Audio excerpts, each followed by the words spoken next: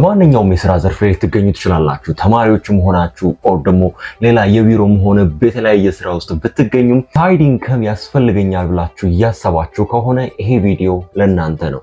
በተለያየ የሥራ ዘርፍ ውስጥ ብትሆኑ ልትሰሯቸው የምትችሏቸው ልክ ኢንተርኔት ስታገኙ ለቲክታክ ኦር የሌሎች ሰዎችን ላይፍ ለማየት ሳይሆን ለራሳችሁ ላይፍ ቀይራችሁ የምትጠቀሙባቸው 3 ወሳኝ ኢንከም ጀነሬት የምታደርጉበትን ቆንጆ አይዲያ እነግራችኋለሁ።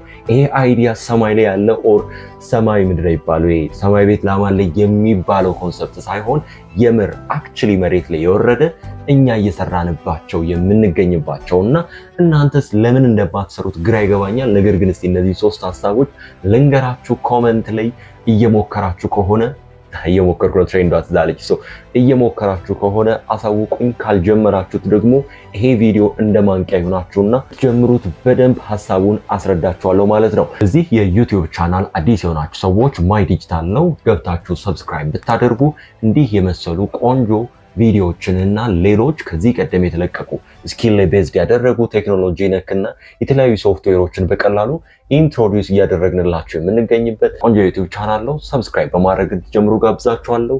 ዮናታን ነኝ። ጀምር።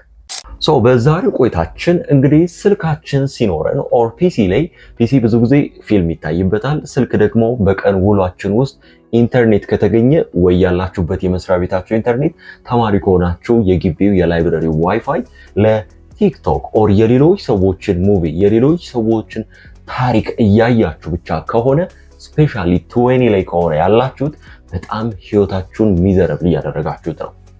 ቀጣይ የምትመጣው 21 22 23 እያለች የምትመጣው እድሜ ኃላፊነት ላይ ኃላፊነት እየተጨመረ በጣም አስቸጋሪ የሆነ ነው የሚመጣው። እነዛን ነገሮች ሃንድል ለማድረግ የሚያግዟችሁና የሚረዳችሁን ቆንጆ 3 ሐሳቦችን በቀላሉ ፓሲቭ ኢንከም ወይም ደግሞ ሳይድ ኢንከም ለማግኘት የሚረዷችሁን ቆንጆ ሐሳቦች ልንገራችሁ። ቶፕ 3 ብዬ ነው ያስቀመጥኳቸው። እኔ በኦርደር ነው የምንሄደው። የመጀመሪያው በጣም ምርጥ በቀላሉ ልትጀምሩት የምትችሉት ፍሪላንሲንግ ነው። ልክ ፍሪላንሲንግ ከዚህ ቀደም ቪዲዮ ሰርቼላችኋለሁ። በፍሪላንሲንግ ሰዎች ገንዘብ ሜክ እያደረጉ ነው። እናንተ ለምንድን ነው የማትሰሩት? ቆይ ምንድነው እጃችሁ ላይ ያለው ስኪል? ምንድነው የምታውቁት? ቪዲዮ ኤዲቲንግን ስኪል ይዛችሁ፣ ግራፊክ ዲዛይን ስኪል ይዛችሁ ኦር የተምብኔል ዲዛይን፣ ስክሪፕት ራይተር፣ ኮፒራይቲንግ፣ ዌብ ዲዛይን፣ ሶሻል ሚዲያ ማኔጅመንት፣ እኚህን ነገሮች ሁሉ ተምራችሁ ስኪል ይዛችሁ በተለያየ መንገድ የሚሆን አውቃችሁት በሎካል ማርኬቱም ሆነ በኢንተርናሽናል ማርኬቱ ላይ ለመስራት ለምንድነው እየሞከራችሁ ያላችሁ? ምናልባት ደግሞ እየሞከራችሁ ከሆነ go ahead እነዚህን ሁሉ የዲጂታል ስኪሎች ይዛችሁ ሌሎችም ኢቭን ትራንስሌሽን የቋንቋ መተርጎም ስራ እንኳን አውቃችሁ ቁጭ ብላችሁ ይዛችሁት ከሆነ ተሸውዳችኋል። ኦር ደግሞ ምንም ስለነዚህ ነገሮች ሰምታችሁ ማታውቁ ከሆነ በጣም ተሸውዳችኋል። ድጋሚ ተማሩት። ከየትም አይደለም ይሄንን ደግሞ የምትማሩት እዚህ ዩቲዩብ ላይ እነዚህ ሁሉ ስኪሎችን መማር ትችላላችሁ በቀላሉ ስቴፕ ባይ ስቴፕ። ይመቻቸው ውጪዎቹ የሚገራርም ቪዲዮ ይሰራሉ። መማር፣ ከዚያ በኋላ ማርኬቱን መፈለግ። ሎካል ማርኬቱ ላይ እኔ እኮ የእናንተን ነገር የሚፈልግ እኔ በጣም ብዙ ሰው ዲማንዱ ይኖራል። ቼክ አድርጉ እሱን። ኢንተርናሽናል ማርኬቱ ላይ ፈልጉት። እንዴት አድርጌ? በእነዚህ መንገዶች አፕወርክ ላይ ፈልጉ፣ ፋይቨር ላይ ፈልጉ። ቀላል ነው። ስትከፍቱ ከፍላችሁ የምትከፍቱት ነገር አይደለም፣ በነፃ ነው የምትከፍቷቸው እነዚህን ሳይቶች። ከሁለቱ ደግሞ የቱ ነው ቤስት፣ የቱን ልምረጥ እንደ ጀማሪ ብላችሁ ኮንፊውዝ ይሆናችሁ ከሆነ ከዚህ ቀደም የሰራሁላችሁ ቪዲዮ አለ፣ እሱን ገብታችሁ ቼክ አድርጉት። ስለዚህ ፕሊዝ ፍሪላንሲንግ በጣም ቆንጆ አማራጭ ነው። ስለዚህ በቀላሉ ብትጀምሩት ፓሲቭ ኢንከማችሁን ማሳደግ ትችላላችሁ ማለት ለኔ። ስለዚህ ቶፕ ነምበር 1 ሪኮመንዴሽን ነው ማለት ነው። ሁለተኛው በዚህ የዩቲዩብ ቻናል የተለያዩ እንደዚህ ቆንጆ ሐሳቦችን ታገኛላችሁ። ሰብስክራይብ ማድረጋችሁን አትርሱ። ሁለተኛውን ሲምፕል ሐሳብ ስነግራችሁ በጣም ነው የምትገረሙት።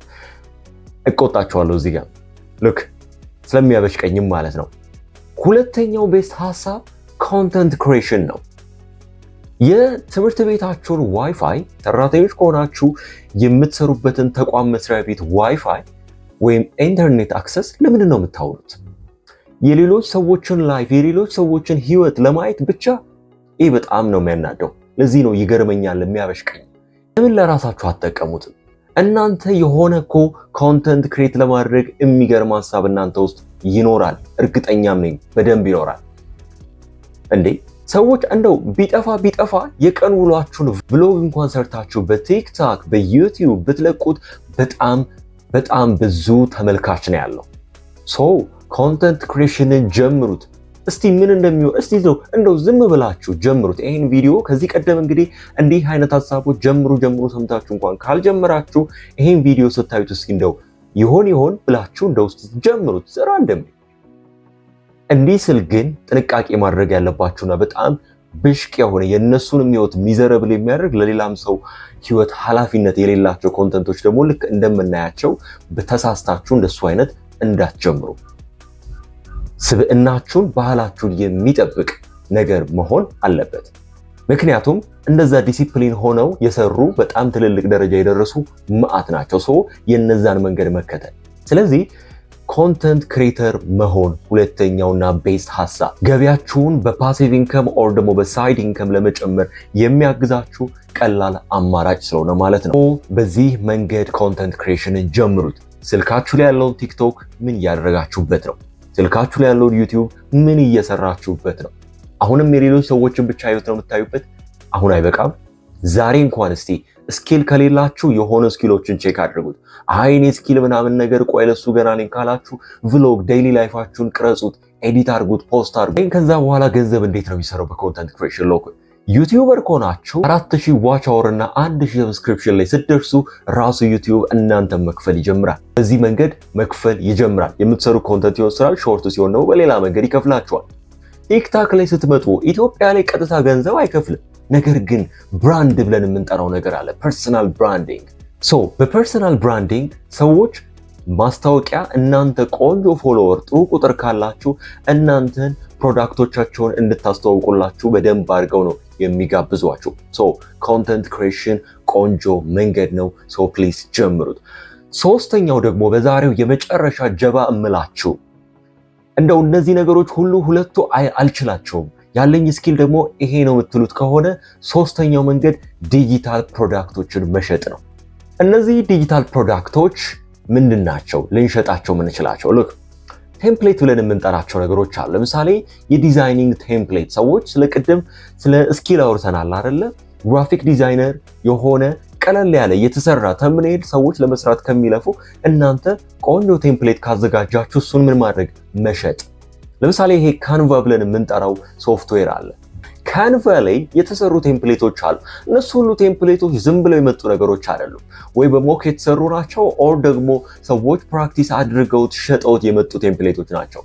ስለዚህ እንደሱ አይነት ቴምፕሌቶችን ማዘጋጀት ኦር ደግሞ እናንተ መምህር ከሆናችሁ የሚገራርሙ ፓወርፖይንትን እያዘጋጃችሁ እንደሚሸጡ ታውቃላችሁ። ኢቡክ እያልን የምንጠራቸው በተለያዩ ሳይቶች ላይ እነሱን መሸጥ ትችላላችሁ።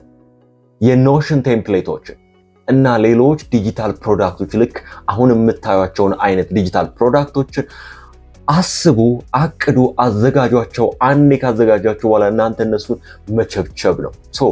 እነዚህ ሶስቱ መንገዶች ዛሬ ያዘጋጀውላችሁ ቆንጆ ሐሳቦች ናቸው። ፓሲቭ ኢንከም የምር ወስናችሁ ከሆነ ለማግኘት በዲጂታል መንገድ እነዚህ ቆንጆ አማራጮች ናቸው። ጀምሩት። ከነዚህ ከሶስቱ አንዱን ያዙት። ደን መልሱን መጨረሻ ላይ ታገኙታላችሁ። ዛሬው ቪዲዮ ስለነዚህ ሶስት ሐሳቦች ነግሬያችኋለሁ።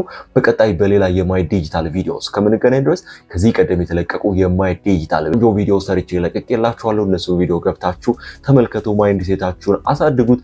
ደን ኢንከማችሁን ጀነሬት የምታደርጉበትንም ቆንጆ ሐሳቦች ታገኛላችሁ። ቀጣይ እስከምንገናኝ ድረስ ባይ